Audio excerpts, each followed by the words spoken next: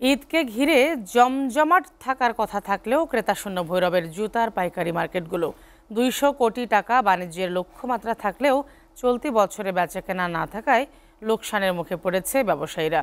ভৈরব প্রতিনিধি খায়রুল ইসলাম সবুজের প্রতিবেদন। প্রতিবছর ধারাবাহিক বেচাকেনার পাশাপাশি দুই ঈদে জুতার বাজারে ক্রেতার চাপ থাকে একটু বেশি।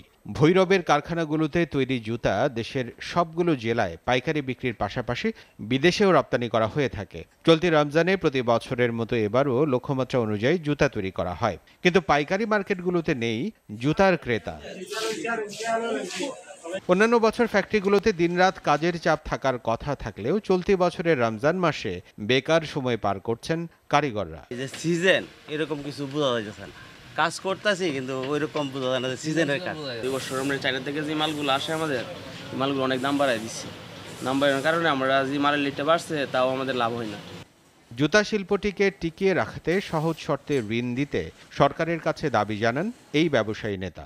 এই বছরও অন্যান্য বছরের মতো প্রস্তুতি নিয়েছিলাম, কিন্তু আমাদের ওরকম কোনো ভালো বিক্রয় যেটা আশা করছিলাম ওরকম কিছু আসতেছে না।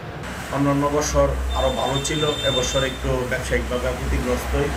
এরকম যদি হয় চলতে থাকে তাহলে শ্রমিকরা ক্ষতির মুখে পড়বে এবং এই পাদুকা শিল্পটা ঝুঁকিপূর্ণ, এই ব্যবসাটা বড় ধরনের একটা দশ নামবে। ভৈরবে ছোট বড় মিলিয়ে 10 থেকে 12 হাজার কারখানা রয়েছে, যার মধ্যে আধুনিক যন্ত্রপাতি সমৃদ্ধ রপ্তানিমুখী 15 থেকে 18টি বড় কারখানাও আছে।